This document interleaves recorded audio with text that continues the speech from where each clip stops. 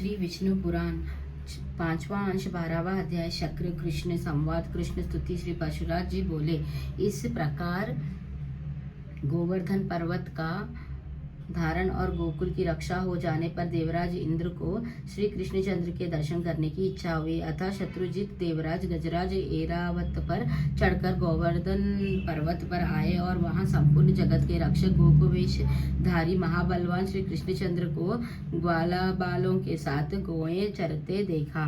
हे द्विज, उन्होंने यहाँ भी देखा कि पक्षी श्रेष्ठ गरुड़ अदृश्य भाव से उनके ऊपर रहकर अपने पंखों से उनकी छाया कर रहे हैं। तब वे ऐरावत से उतर पड़े और एकांत में श्री मधुसूदन की और प्रीति पूर्वक दृष्टि फैलते हुए मुस्कुरा कर बोले। इंद्र ने कहा, हे श्री कृष्णचंद्र, मैं जिस लिए आपके पास आया हूँ वह सुनिए। हे महाबहु, आप इसे अन्यथा ना समझे। हे अखिलधार परमेश्वर, आपने पृथ्वी का भार उतारने के लिए ही पृथ्वी पर अवतार लिया है। यज्ञ भंग से विरोध मानकर ही मैंने गोकुल को नष्ट करने के लिए महामेघों को आज्ञा दी थी। उन्होंने यह संहार मचाया था, किंतु आपने पर्वत को उखाड़ कर गौओं को बचा लिया। हे वीर, आपके इस अद्भुत कर्म से मैं अति प्रसन्न हूँ। हे कृष्ण, आपने जो अपने एक हाथ पर गोवर्धन धारण किया है, इससे मैं देवताओं को प्रयोजन आपके द्वारा सिद्ध हुआ ही समझता हूँ।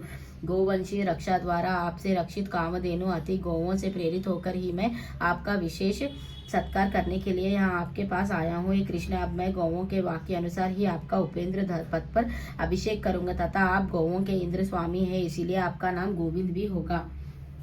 श्री परशुराम जी बोले, तदंतर इंद्र ने अपने वाहन गजराज ऐरावत का घंटा लिया और उसमें पवित्र जल भरकर उससे कृष्णचंद्र का अभिषेक किया। श्री कृष्णचंद्र का अभिषेक होते समय गौओं ने तुरंत ही अपने स्थानों से टपकते हुए दुग्ध से पृथ्वी का भिगो दिया। इस प्रकार गौओं के कथा अनुसार श्री जनार्दन को उपेंद्र पद पर अभिषिक्त करे सच्चिपति इंद्र ने पुनः प्रीति और विनय पूर्वक कहा, है महाभाग, यहाँ तो मैंने गौओं का वचन पूरा किया। अब पृथ्वी के भार उतारने की इच्छा से मैं आपसे जो कुछ और निवेदन करता हूँ वहाँ भी सुनिए। हे पृथ्वीधर, हे पुरुष सिंह, अर्जुन नामक मेरे अंश ने पृथ्वी पर अवतार लिया है। आप कृपा करके उसकी सर्वदा रक्षा करें। हे मधुसूदन, वह वीर पृथ्वी का भार उतारने में आपका साथ देगा, अतः आप उसकी अपने शरीर के समान ही रक्षा करें। श्री भगवान बोले, भरत वंश में पृथु के पुत्र अर्जुन ने तुम्हारे अंश से अवतार लिया है। यह मैं जानता हूँ। मैं जब तक पृथ्वी पर रहूंगा उसकी रक्षा करूंगा।